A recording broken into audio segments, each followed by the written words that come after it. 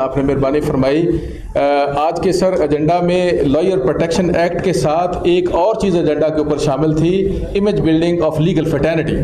तो मैं honourable chief justice साहब की गोशगुजार करना चाहता हूं कि पूरे पाकिस्तान की काउंसिल्स ने इस बात को अप्रूव किया है और तीनों बिल जो KPK ने और सिंध ने और पंजाब ने बनाया है, तीनों ने अकाउंटेबिलिटी के ऊपर जोर दिया है। और हमने भी कई एप्लीकेशन जनाब के गोशगुजार की है कि आपके जो 5 जजेस हैं वो हमारे ट्रिब्यूनल कंडक्ट करें। हम अकाउंटेबिलिटी के ऊपर यकीन रखते हैं। जो भी कानून के अंदर सजाएं मौजूद हैं, हम बार काउंसिल आपके साथ मिलकर देने के लिए तैयार हैं सर। और इसी से इमेज बिल्डिंग होगी हमारी लीगल फ्रेटर्निटी की। और आखिर में हमारे आज के चीफ गेस्ट हमारे हर दिल अजीज़ जनाब honourable chief justice Pakistan mister justice जनाब मोहम्मद गुलजार अहमद साहब, आप दोस्तों की भरपूर तालियों में खड़े होकर इस्तकबाल करें। आपकी आमद का सर बेशुमार शुक्रिया sir, thank you very much sir.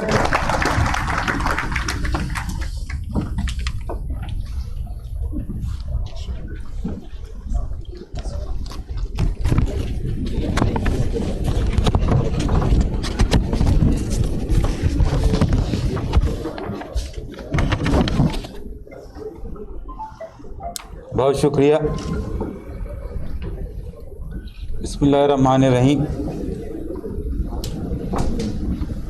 मेरे सुप्रीम कोर्ट के जज साहबान जनाब इजाजुल हसन साहब, जनाब Mazahir Ali Naqvi Sahab, chief justice Lahore high court justice Mohammad Aamir Bhatti Sahab, mister senior puisne जज लाहौर हाई कोर्ट शहजाद मलिक साहब, अहमद अवैस साहब एडवोकेट जनरल पंजाब, मुझे बताया यहाँ पर प्रोसिक्यूटर जनरल साहब पंजाब, जनाब फरहान शहजाद साहब vice chairman Pakistan bar council, जनाब मुनीर हुसैन भट्टी साहब chairman inter provincial and foreign affairs committee Pakistan bar council Punjab bar council, जनाब मोहम्मद इकबाल साकिब साहब chairman seminar and symposium committee Punjab bar council, जनाब हाजी मोहम्मद अफजल धरला chairman executive committee, senior members of the bar and Pakistan members of the chairman and vice chairman Pakistan Bar Council and other members of the bar. आज का programme lawyers protection act के तहत मुनक्कद किया है। सबसे पहले मैं ये बात कहना चाहूँगा कि वकला और अदालत एक ही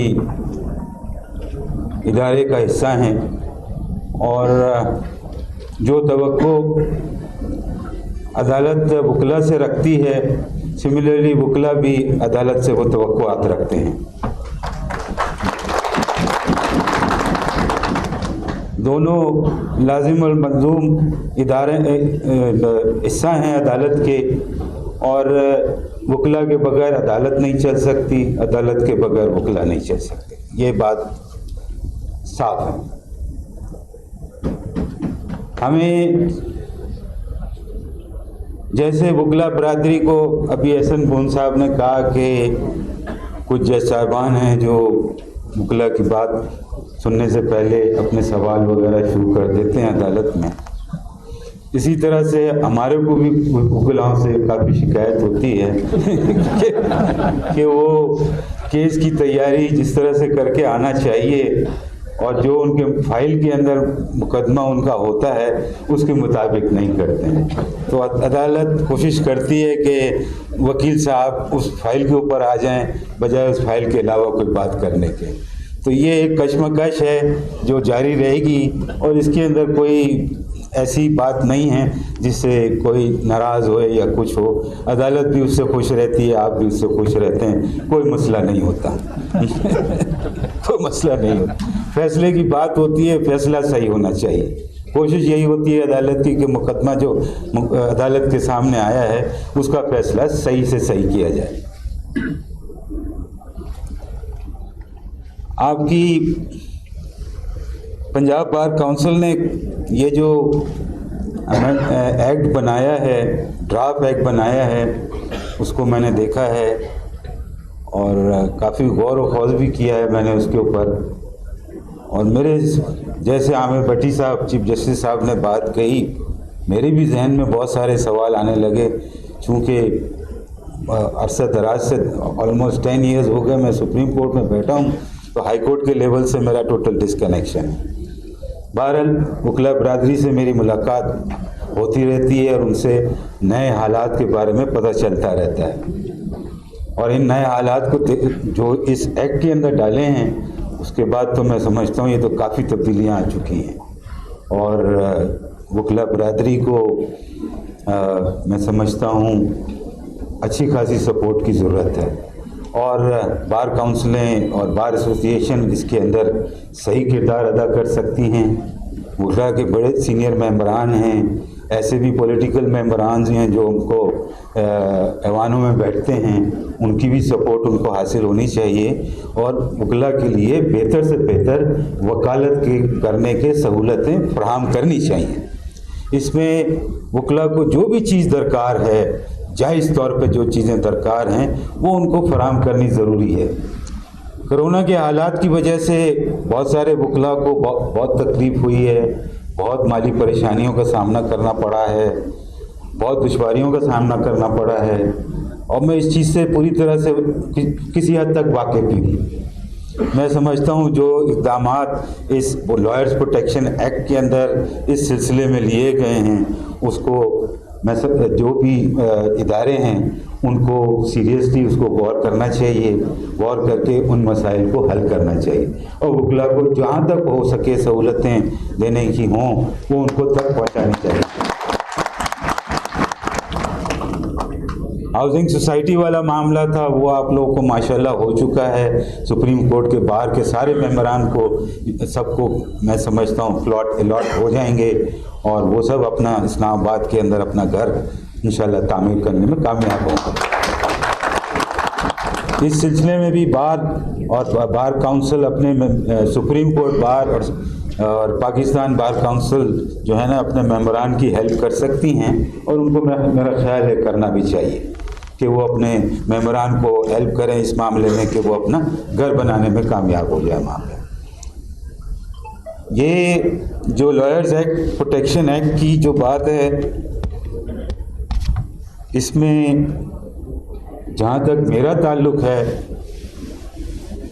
ये भट्टी साहब मुझसे मिले थे, मुनीर हुसैन भट्टी साहब और भी आपके मेंबरान आए थे, मिले थे मुझसे और मेरी मुलाकात आपके मेंबरान से और आपके ऑफिस बेरर से मुस्तकिल रहती है, होती रहती है। कोई ऐसा वक्त नहीं है कि मैं किसी बार के मेंबरान से या बार के ऑफिस बेरर से मैं ना मिला हूँ।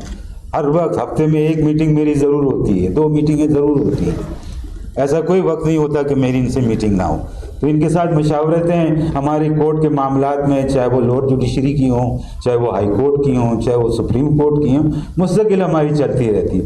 वकील के मसाइल के बारे में भी बातें होती रहती हैं, जुडिशरी के मसाइल के बारे में भी बातें होती रहती हैं और हम उनके हल निकालते रहते हैं। वकील के भी मसले हल करने की कोशिश करते हैं, जुडिशरी से भी रिलेटेड कोई मसाइल होते हैं उनके भी हल करने के मामलात में हम मुस्तकिल इक़दाम लेते रहते हैं। ऐसा नहीं है कि कोई हमारा और आपका रास्ता बंद है, ये हो ही नहीं सकता, ना होगा कभी। बाकी जहाँ तक लॉयर्स प्रोटेक्शन एक्ट का ताल्लुक़ है, मैं अपनी तरफ से जो वकील के लिए हो सकेगा, जैसे कि मैं हमेशा कोशिश करता हूँ, मैं करूँगा इसके लिए भी। और जो भी मुख्तदर इदारे हैं उनसे जहाँ तक मेरी सब पहुँच होगी मैं उनसे मुलाकात भी करूँगा, बात भी करूँगा और इसके सारे फ़वाइद कोशिश करूँगा पहुँचे। बस बात अभी ख़त्म करता हूँ, क्योंकि खाने का टाइम मेरे को लगता है अभी तक आप लोगों ने खाना नहीं खाया, लिहाजा तकरीर में अभी यहाँ पे ख़त्म करता हूँ। और मैं अभी ये एहसन बुन साहब ने बात कही कि अर्जेंट हियरिंग के केसेस, मैं आपको बताऊँ रोज़ाना मेरे पास 8-10 फाइलें आती हैं जिसके ऊपर कम से कम 200 केसेस 300 केसेस होते हैं जिसकी अर्जेंट हियरिंग की एप्लीकेशनें आती हैं। उसका एक फार्मूला मैंने अपना बनाया हुआ है जिसके अंदर मैं वो 4-5 कैटेगरीज 6 कैटेगरीज 8 कैटेगरीज बनाई हुई हैं जिसमें अर्जेंट हियरिंग में ग्रांट कर देता हूँ और फिर उनको फ़ौरन लगा भी देता हूँ। वो 300 केसेस में से कम आधे केसेस तो लग ही जाते हैं अर्जेंट। वो ऐसे केसेस जो रूटीन के होते हैं जिनके अंदर कोई एज सच अर्जेंसी अपेरेंटली नज़र नहीं आती है उनको मैं फिर अर्जेंट नहीं लगाता हूँ। जैसे सिविल अपीलें हैं, सिविल अपीलें 2016 की हैं और उससे पहले की जो हैं वो मैं सारी लगा देता हूँ बगैर देखे हुए कि इसके अंदर अर्जेंसी है कि नहीं है। क्रिमिनल केसेस भी मैं लगा देता हूँ, सर्विस के मैटर्स में लगा देता हूँ, और भी टैक्स के मैटर्स हैं वो मैं लगा देता हूँ, स्पेसिफिक परफॉर्मेंस के केसेस हैं वो भी लगा देता हूँ, बेल के मैटर्स तो एड करके जैसा लिखा होता है वैसे लगा देते हैं। तो कोशिश मेरी ये होती है कि मैं ज़्यादा से ज़्यादा केसेस लगा दूँ। हमारे पास बेंच की भी कंस्ट्रेंट होती है, हमारे भी जज साहबान कुछ हैं जो बीमार होते हैं, अवेलेबल नहीं होते हैं, उनके कुछ और मसाइल चल रहे होते हैं तो उनकी अवेलेबिलिटी नहीं होती हैं, बेंचेस के कंस्ट्रेंट होते हैं। तो इतने सारे केसेस जितनी एप्लीकेशनें आती हैं वो लगाना मुमकिन हो नहीं सकता मेरे लिए। बहरहाल मैं पूरी कोशिश करता हूँ कि मैं लगा दूँ केसेस, और स्पेशल रिक्वेस्ट आती है तो वो केस तो बहरहाल ही लग जाता है कि कोई कहता है कि सब लगा दें ये केस, हम लगा देते हैं। तो ऐसा नहीं है कि हम अर्जेंट हियरिंग के केसेस नहीं लगाते हैं, सारे बहुत केसेस अर्जेंट हियरिंग के लगते हैं। चेंज ऑफ लिस्ट का भी है, इसलिए होती है कि जजेस साहब की अवेलेबिलिटी नहीं होती है, कोई और इंगेजमेंट हो जाती है। अब जैसे मेरा नेक्स्ट इस वीक का रोस्टर मेरा इस्लामाबाद में था, भट्टी साहब आए, मुलाकात करके गए, मैंने बोला अच्छा जी चले हम यहाँ आते हैं, आपके प्रोग्राम में आ जाते हैं। बाहर का प्रोग्राम है तो मैं उसमें ना तो नहीं कह सकता, कभी भी नहीं कह सकता, कभी हो नहीं सकता हम बाहर के प्रोग्राम को अटेंड नहीं करें।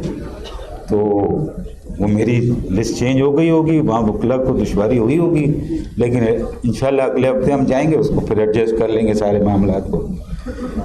हियरिंग की बात मैं कर चुका हूँ कि हियरिंग वाला मामला भी वकील और जजों के दरमियान एक मुकाबला होता है, तो उसके अंदर कोई हार जीत का मामला नहीं होता, मुकदमे की हार जीत होती है, वकील और जजों की हार जीत नहीं होती। शुक्रिया बहुत, थैंक यू।